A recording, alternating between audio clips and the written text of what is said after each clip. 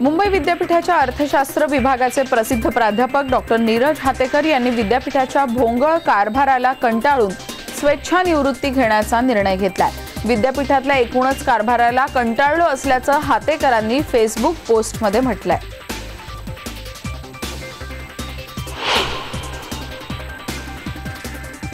शिवशाहीर बाबासाहेब पुरंदरे यांच्या 95व्या वाढदिवसाच्या निमित्तानं त्यांना मानाचा मुजरा करण्यासाठी मुंबईतील शिवशाहीर सन्मान सोहळ्याचं आयोजन करण्यात आलं।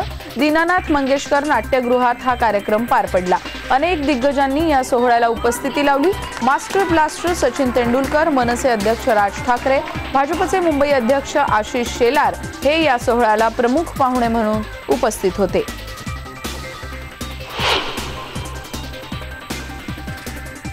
मानवाधिकार आयोगाला जागा आणि कर्मचारी देता येत नसतील तर आयोग बरखास्त का करत नाही असा सवाल हायकोर्टानं राज्य सरकारला विचारलाय। या आयोगाला जागा आणि मूलभूत सोयी सुविधा देण्यासाठी 16 वर्ष कशी काय लागतात असं कोर्टानं सरकारला विचारलं।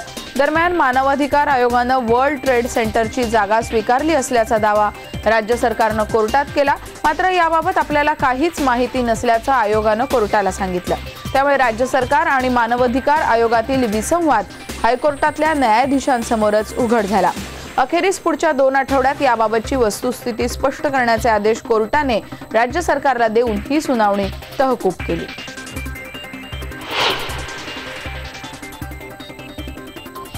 आज दुपारी 12:15 वाजेच्या सुमारास चेंबूरमध्ये भर रस्त्यावर गॅस गळती सुरू झाली। यामुळे पनवेल सायन महामार्गावर काही वेळ वाहतूक बंद करण्यात आली। चेंबूर इथल्या अग्निशमन दलाच्या कार्यालयासमोर असलेल्या पेट्रोल पंपाजवळ ही घटना घडली। अग्निशामक दल घटनास्थळावर आल्यावर त्यांनी पाणी मारून हे लिकेज बंद केलं। तोपर्यंत दोनही बाजूंची वाहतूक बंद ठेवण्यात आली होती।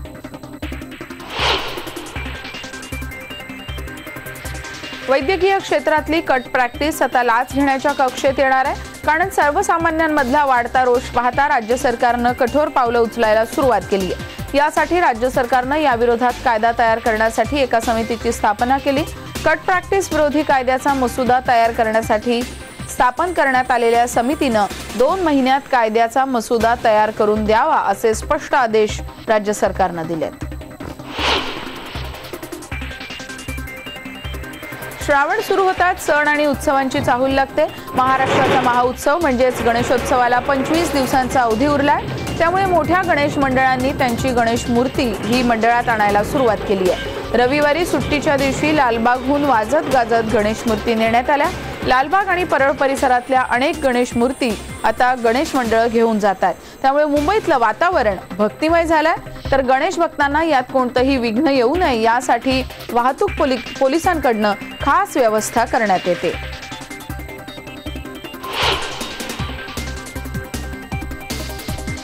साईबाबांच्या दर्शनासाठी मुंबईहून शिर्डीला जाणाऱ्या भक्तांसाठी नवीन रेल्वे सुरू करण्यात आली आहे। शिर्डी दादर ही एक्सप्रेस आता दर आठवड्याला या मार्गावर धावेल।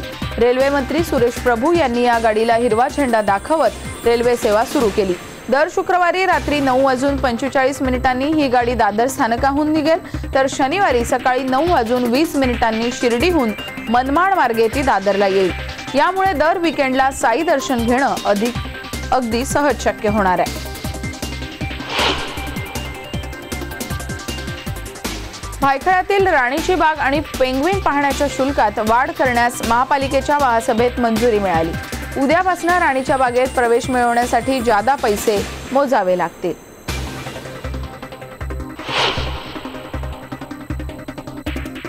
सेंट झेवियर्स कॉलेजचा मल्हार फेस्टिवल 12 ते 14 ऑगस्ट दरम्यान होणार आहे। यंदाचा मल्हार अनेक कारणांनी खास आहे। देशातील विविध क्षेत्रातल्या दिग्गजांबरोबर हिंदी रॅप आणि सिम्फनी ऑर्केस्ट्राची ट्रीट विद्यार्थ्यांना मिळू शकेल।